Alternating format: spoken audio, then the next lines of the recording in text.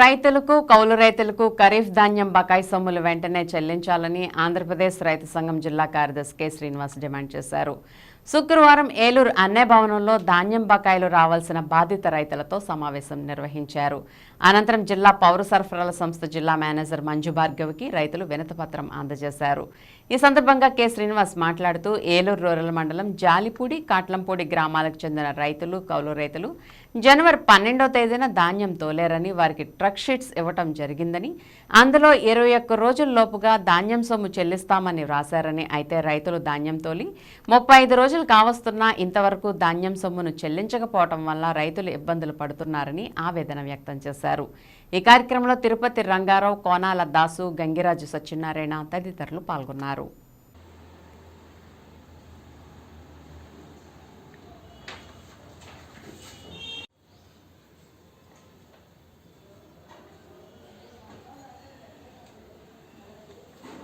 K Srinivas, Andhra Pradesh రైతు సంఘం ఏలూరు జిల్లా కార్యదర్శి. ఈరోజు ఏలూరు మండలం సంబంధించిన జాలిపూడి, కాట్లంపూడి రైతుల సమావేశం జరుగుతూ ఉన్నది. అయితే ఇక్కడ జాలిపూడి, కాట్లంపూడికి సంబంధించి రైతులు ధాన్యం తోలి దాదాపు 35 రోజులు అవుతా ఉన్నది. జనవరి 12వ తారీఖున ధాన్యం తోలారు. అప్పటి నుంచి ఇప్పటి వరకు కూడా రైతుల ఖాతాలకి డబ్బులు జమ కాలేదు. ప్రధానంగా ఇక్కడ చూస్తే తిరుపతి రంగారావు గారు జాలిపూడి కౌలు రైతు. జనవరి 12వ తారీఖున వారు ధాన్యం తోలారు. అయితే ఆయనకి ఇప్పటి వరకు ధాన్యం డబ్బులు పడలేదు. ఆయనకి ఇచ్చిన ట్రక్ షీట్ ఇది. అట్లాగే కోనాల దాస్ గారు కూడా 12వ తారీఖున ధాన్యం తోలారు. వారికి ఇచ్చిన ట్రక్ షీట్ ఇది.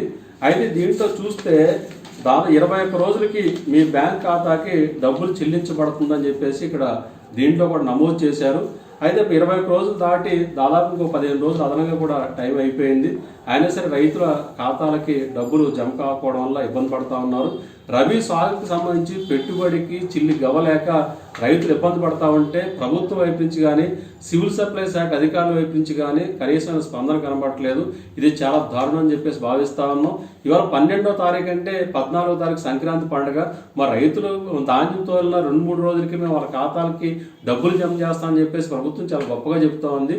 మరి ఆచరణలో చూస్తే మరి ఆ రకంగా నెలలు దాటిపోతున్నా సరే రైతుల ఖాతాలకి డబ్బులు జమ కావడం లేదు. అంటే కొద్దిమంది రైతులకి డబ్బులు జమ చేసినా మరి కొద్దిమంది రైతులకి ఆ రకంగా డబ్బులు జమ చేయకపోవడం ఇబ్బంది పడతా ఉన్నారు. అంటే పండగ సీజన్లో అప్పులు చేసుకుని పండగలు చేసుకోవాల్సిన పరిస్థితి వచ్చింది. ఇవాళ పెట్టుబడి పెట్టాలంటే చిల్లి గవ్వలేక అప్పు దొరక్క ఇబ్బంది పడతా ఉన్నారు. సివిల్ సప్లై కార్యాలయం చుట్టూ, అలాగే రైతు భరోసా కేంద్రాల చుట్టూ కాళ్ళకు చెప్పులు అడిగే విధంగా తిరగాల్సిన పరిస్థితి ఏర్పడతా ఉన్నది. ఇది చాలా దారుణం, అన్యాయం అని చెప్పేసి మేము భావిస్తా ఉన్నాం.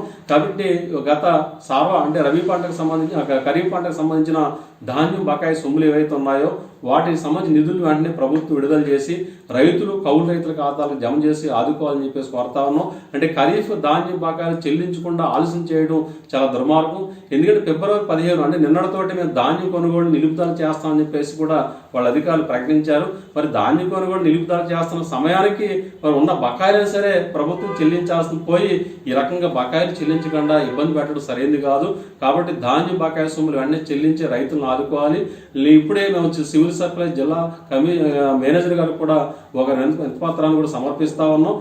ఇప్పటికి కూడా ప్రభుత్వం అధికారులు స్పందించకపోతే రైతులు సమీకరించి ఆందోళన చేపడతామని చెప్పేసి సందర్భంగా హెచ్చరిస్తా ఉన్నాం.